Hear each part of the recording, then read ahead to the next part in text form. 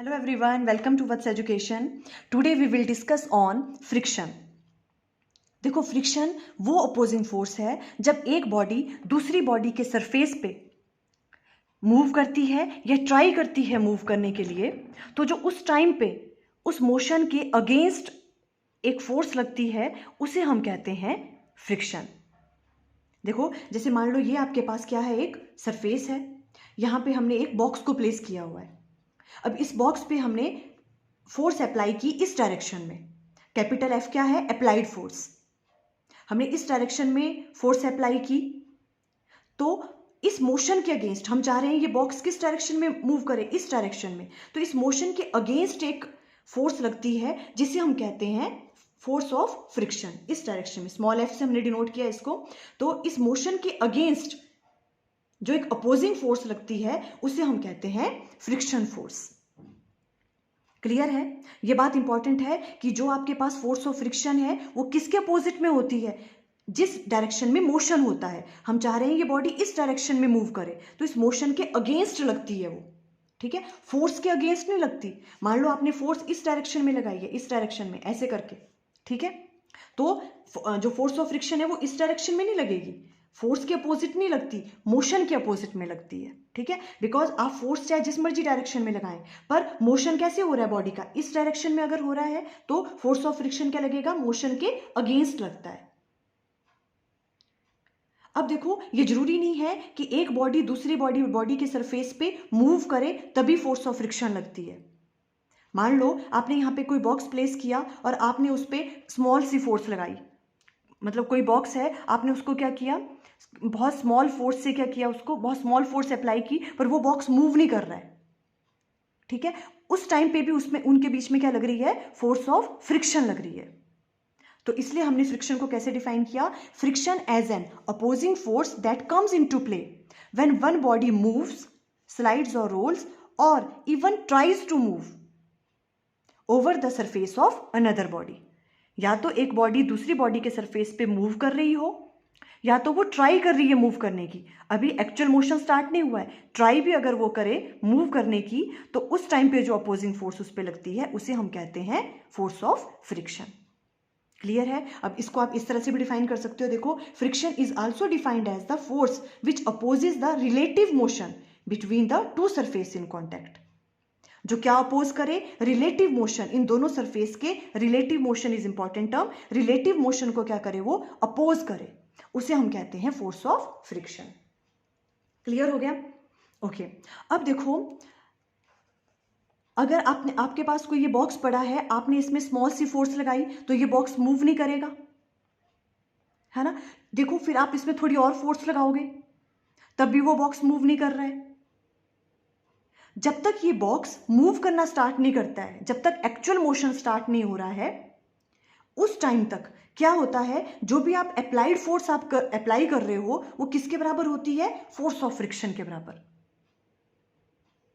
Clear है? क्या है, जब तक बॉडी मूव करना स्टार्ट नहीं कर रही है। देखो so long as block does not move, आपने फोर्स तो अप्लाई करी उस पर, है ना। देखो जैसे आपने एक्सपीरियंस किया होगा, जैसे हम कोई बड़ा सा बॉक्स है, आप उस पर क्या लगा रहे हो, फोर्स लगा रहे हो, आप थोड़ी सी फोर्स लगाओगे उस पर तो वो मूव नहीं करेगा, है ना। तो उस वाले टाइम पे होता क्या है, जितनी हम फोर्स अप्लाई करते हैं वो किसके बराबर होती है, फोर्स ऑफ फ्रिक्शन के बराबर।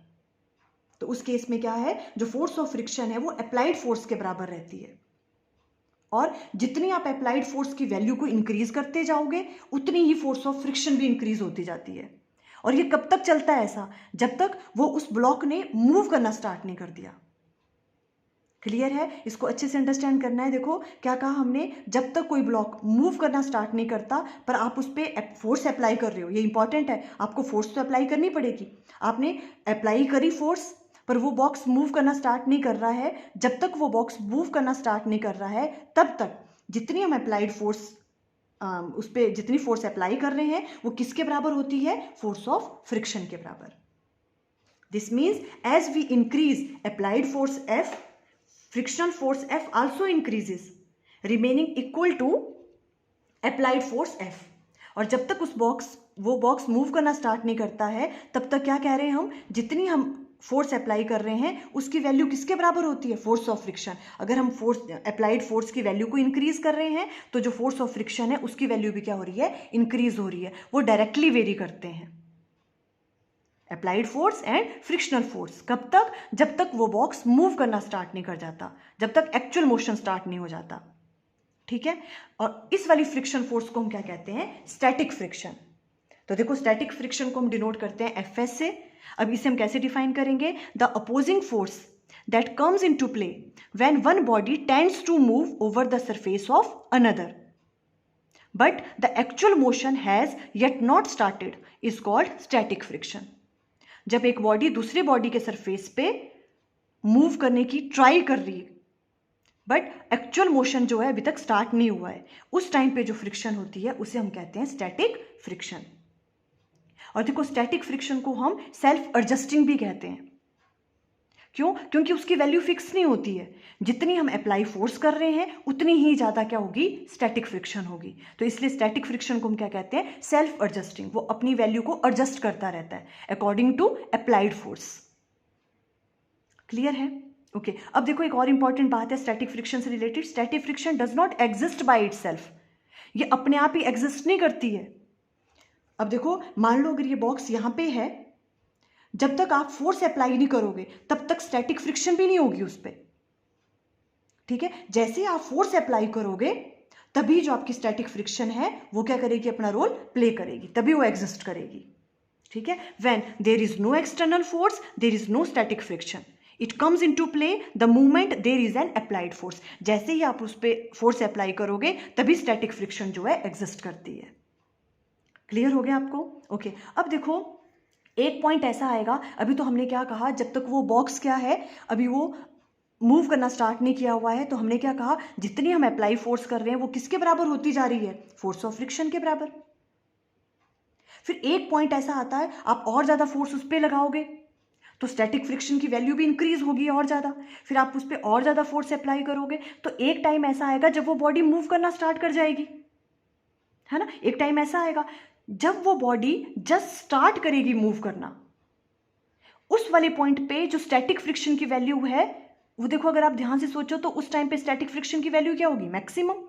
बिकॉज हमने क्या कहा, हम जितनी ज्यादा फोर्स अप्लाई कर रहे हैं उतनी ही ज्यादा स्टैटिक फ्रिक्शन की वैल्यू हो रही है ना। फिर हम क्या कर रहे हैं, हमने बहुत ज्यादा फोर्स अप्लाई करी और एक टाइम आएगा जब वो बॉक्स मूव करना स्टार्ट कर जाएगा, तो उस वाले पॉइंट पे जैसे ही वो बॉक्स ने मूव करना जस्ट स्टार्ट ही किया हुआ है, मोशन स्टार्ट नहीं हुआ अभी तक, जस्ट उसने क्या कर रहा है, स्टार्ट होने वाला है मोशन, उस वाले पॉइंट पे जो स्टैटिक फ्रिक्शन की वैल्यू है वो क्या होगी, मैक्सिमम। क्लियर है ये वाली चीज। उस वाली maximum value of static friction को हम कहते हैं लिमिटिंग फ्रिक्शन। उसे हम क्या कहते हैं, लिमिटिंग फ्रिक्शन। ये बहुत इंपॉर्टेंट है। देखो लिमिटिंग फ्रिक्शन क्या हो गया, जब स्टैटिक फ्रिक्शन की वैल्यू क्या होगी, मैक्सिमम। उस पॉइंट पे क्या होगा, फिर बॉडी ने जस्ट वो मूव करना क्या करेगी, स्टार्ट कर देगी। देखो लिमिटिंग फ्रिक्शन इसे हम डिनोट करते हैं एफ एस से, F S maximum. Static friction हो गया एफ एस, स्टैटिक फ्रिक्शन की मैक्सिमम वैल्यू होगी ये।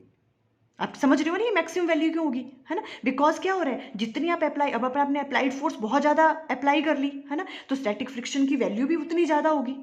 और जैसे जैसे ही वो स्टार्ट करना, मूव करना स्टार्ट करेगा, उस पॉइंट पे जो स्टैटिक फ्रिक्शन की वैल्यू वो मैक्सिमम हो जाती है और उसे हम कहते हैं limiting friction. The maximum value of static friction which comes into play when the body just start moving over the surface of another body is called limiting friction. उसे हम क्या कहते हैं, लिमिटिंग फ्रिक्शन कहते हैं। क्लियर हुआ आपको ये, ठीक है। लिमिटिंग फ्रिक्शन क्या हो गया, maximum value of static friction, जैसे जिस पॉइंट पे उसने बॉडी ने मूव करना स्टार्ट कर दिया उसे हम कहते हैं लिमिटिंग फ्रिक्शन। अब देखो जो आपके पास लिमिटिंग फ्रिक्शन की वैल्यू है वो क्लियर है। लिमिटिंग फ्रिक्शन क्या हो गया, देखो देखो ये है लिमिटिंग फ्रिक्शन। तो लिमिटिंग फ्रिक्शन क्या कही हमने, एफ एस की स्टैटिक फ्रिक्शन की मैक्सिमम वैल्यू है वो, है ना। तो जो स्टैटिक फ्रिक्शन है एफ एस, उसकी वैल्यू किस किस के बीच में रहेगी हमेशा, हमने कहा ये सेल्फ एडजस्टिंग होती है ना। जितनी अप्लाई फोर्स कर रहे हो उसके अकॉर्डिंग अपने आप को ये क्या कर लेती है, एडजस्ट कर लेती है। तो इसकी वैल्यू कहाँ से कहाँ तक रहेगी, ये जीरो भी हो सकती है या जीरो और किसके बीच में लाई करेगी, एफ लिमिटिंग। एक तो ये एफ लिमिटिंग के बराबर भी हो सकती है और उससे कम ही रहेगी स्टैटिक फ्रिक्शन की वैल्यू, है ना। क्यों?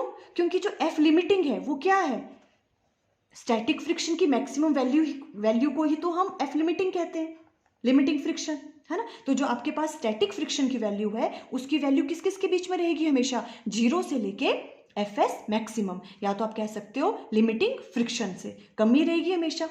बिकॉज ये वाली कौन सी वैल्यू है लिमिटिंग फ्रिक्शन, ये स्टैटिक फ्रिक्शन की मैक्सिमम वैल्यू है, इससे ज़्यादा इसकी वैल्यू हो ही नहीं सकती, है ना। तो इसकी वैल्यू हमेशा इसके बीच में, स्टैटिक फ्रिक्शन की वैल्यू हमेशा लिमिटिंग फ्रिक्शन और 0 के बीच में ही लाई करती है। क्लियर हो गया। अब देखो, अब आया नेक्स्ट काइनेटिक फ्रिक्शन।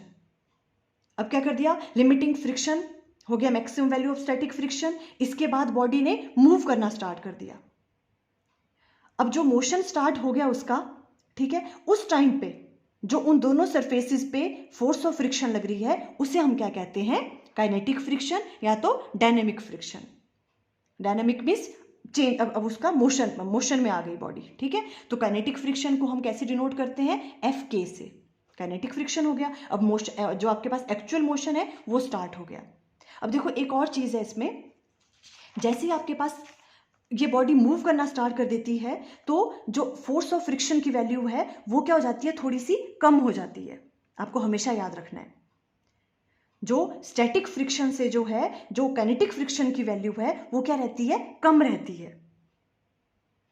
ठीक है। जो आपके पास लिमिटिंग फ्रिक्शन है उससे क्या रहेगी, उसकी वैल्यू कम रहती है। देखो ये आपने एक्सपीरियंस भी किया होगा, जैसे कोई बहुत हैवी सा बॉक्स है, आप उस पर फोर्स लगा रहे हो, ठीक है, तो आपको उसको स्टार्ट करना बहुत टफ लगता है ना। फिर एक बार अगर उस बॉक्स ने मूव करना स्टार्ट कर दिया तो आपको फील होता है कि जैसे अब आपको कम फोर्स लगानी पड़ रही है, वो ईजिली मूव कर रहा है ना। तो इससे क्या देखो इससे क्या प्रूव हो रहा है कि जो आपके पास स्टैटिक फ्रिक्शन है ना, जो पहले फ्रिक्शन की फोर्स है वो क्या है, ज़्यादा होती है। जैसे ही एक बार बॉडी मूव करना स्टार्ट कर जाती है तो उस टाइम पे उसकी फ्रिक्शन क्या हो जाती है, थोड़ी कम हो जाती है। तो काइनेटिक फ्रिक्शन की वैल्यू जो है वो आपके पास किससे, जो ये वाली है एफ एक्स मैक्सिमम, जो स्टैटिक फ्रिक्शन की मैक्सिमम वैल्यू है उससे उसकी वैल्यू क्या होती है, थोड़ी सी कम हो जाती है, वो ईजिली मूव कर जाता है। फिर एक बार हमें उसको मूव करना टफ लगता है, कोई भी बॉक्स है, हैवी बॉक्स है, उसके बाद अगर वो एक बार मूव करना स्टार्ट कर देता है तो उसमें क्या लग गई, काइनेटिक फ्रिक्शन। उस टाइम पे हमें क्या फील होता है कि जो फ्रिक्शन की वैल्यू है वो क्या हो जाती है, थोड़ी सी कम हो जाती है, ठीक है। देखो काइनेटिक फ्रिक्शन को हम कैसे डिनोट करेंगे, कैसे डिफाइन करेंगे, काइनेटिक फ्रिक्शन और dynamic friction is the opposing force which comes into play when one body is actually moving over the surface of another body। जब एक बॉडी दूसरी बॉडी पे एक्चुअल में मूव करना स्टार्ट कर देती है। क्लियर है। और देखो इसमें नोट करना है, kinetic friction is always slightly less than the limiting friction. Limiting friction से उसकी वैल्यू थोड़ी सी क्या रहती है, कम रहती है, क्योंकि लिमिटिंग फ्रिक्शन कौन सी होगी, स्टैटिक फ्रिक्शन की मैक्सिमम वैल्यू, है ना, उससे उसकी वैल्यू क्या होती है, थोड़ी सी कम होती है काइनेटिक फ्रिक्शन की। आपको ऑलवेज याद रखना है। देखो वैसे फिर हमने ये ग्राफ ड्रॉ किया है, ये बहुत इंपॉर्टेंट ग्राफ है। देखो इसमें क्या है, graph between applied force and the force of friction. ये वाली अप्लाइड फोर्स है और ये फोर्स ऑफ फ्रिक्शन। देखो कैसे बनेगा ग्राफ। सबसे पहले हमने क्या कहा, जैसे हमने अप्लाइड फोर्स की तो क्या होता है, अभी बॉडी ने, बॉक्स ने मूव करना स्टार्ट नहीं किया हुआ है, तो क्या होता है, जितनी आप फोर्स अप्लाई कर रहे हो उतनी ही क्या लगती है उस पर, फोर्स ऑफ फ्रिक्शन, जिसे हम क्या कहते हैं, स्टैटिक फ्रिक्शन, है ना। तो देखो जितनी हम फोर्स अप्लाई कर रहे हैं उतनी फोर्स ऑफ फ्रिक्शन लग रही है। हमने अप्लाइड फोर्स इंक्रीज की, फोर्स ऑफ फ्रिक्शन भी इंक्रीज हो रही है, तो ये वाला ग्राफ बनेगा यहां तक। ये कब तक है, जब तक बॉडी ने मूव करना स्टार्ट नहीं किया हुआ है। क्लियर है आपको ये। तो इस वाले पोर्शन को हम क्या कहेंगे, स्टैटिक फ्रिक्शन। ये है स्टैटिक फ्रिक्शन।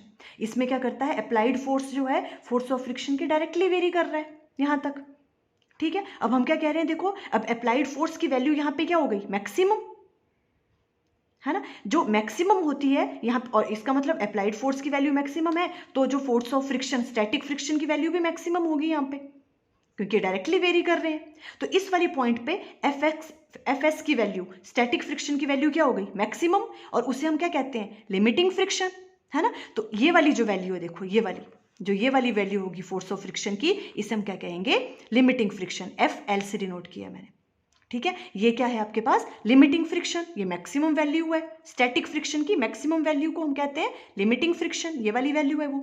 और उसके बाद क्या होता है, फिर वो बॉडी मूव करना स्टार्ट कर देती है तो काइनेटिक फ्रिक्शन आ जाएगी। हमने क्या कहा, काइनेटिक फ्रिक्शन लिमिटिंग फ्रिक्शन से क्या होती है, उसकी वैल्यू कम होती है थोड़ी। तो देखो ये इस तरह से ग्राफ ऐसे यहाँ नीचे आ जाएगा और इसकी वैल्यू ये देखो, ये मैक्सिमम वैल्यू थी, यहाँ से जैसे काइनेटिक फ्रिक्शन आई तो क्या हो गया, इसकी वैल्यू कम हो गई और इस तरह से उसके बाद जो काइनेटिक फ्रिक्शन है वो क्या रहती है, उसकी वैल्यू कांस्टेंट रहती है। इस तरह से ये है आपके पास काइनेटिक फ्रिक्शन, जब एक बॉडी ने दूसरी बॉडी पे मूव करना, एक्चुअल में मूव करना स्टार्ट कर दिया हुआ है। तो देखो जो काइनेटिक फ्रिक्शन है, काइनेटिक फ्रिक्शन की वैल्यू ये वाली हो गई इतनी, है ना, ये वाली काइनेटिक फ्रिक्शन की वैल्यू है और लिमिटिंग फ्रिक्शन की वैल्यू ज़्यादा है। तो लिमिटिंग फ्रिक्शन की वैल्यू से काइनेटिक फ्रिक्शन की वैल्यू क्या रहती है, हमेशा थोड़ी सी कम रहती है।